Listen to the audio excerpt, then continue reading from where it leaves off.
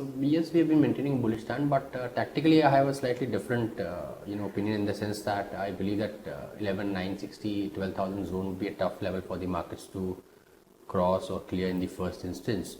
And we are also quite overbought, having seen the markets rally for last couple of days and last couple of weeks as well. So I think maybe around these levels, you might see some pause, some consolidation, but I think the range would be not a very wide one, but a narrow one.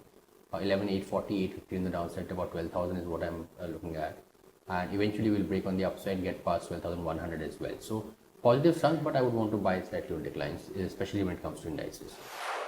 I have a mix of buy and sell calls. On the buy side is Bajaj Finserv made a fresh high. I think that's showing good continuation. Possibly can head towards targets of 9,000. That's a buy with a stop below 85.40. Coal India, very strong and bullish candlestick pattern. Buy with a stop at 209. Look for targets of 228. Couple of sell calls on the intraday charts. We are seeing some profit booking signals on charts of PVR.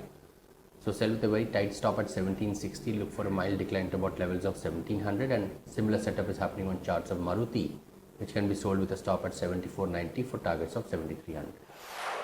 I think once that happens, then the race to new highs would be easy and probably fast enough.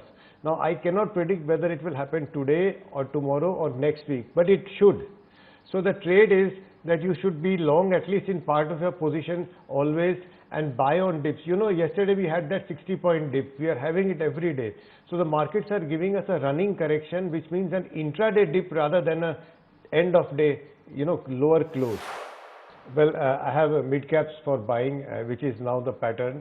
United Spirits is a buying opportunity. The stock had run up. It's in a trading range on the verge of a breakout. So we are buying prior to a breakout. UltraTech Cement is part of that cement subgroup, all of which are giving bottoming out patterns. So UltraTech is giving us a bullish head and shoulder. It's not broken out. I'm anticipating a breakout. So just buy and then hold for some time. And Zee, which had a big run up, had a pause yesterday. That pause should be bought into. I think that run up is probably continuing. I have an intraday short sell, that is Apollo Tyres. The stock rallied, faced significant resistance at a prior resistance level. So it should see some downside, but keep it intraday.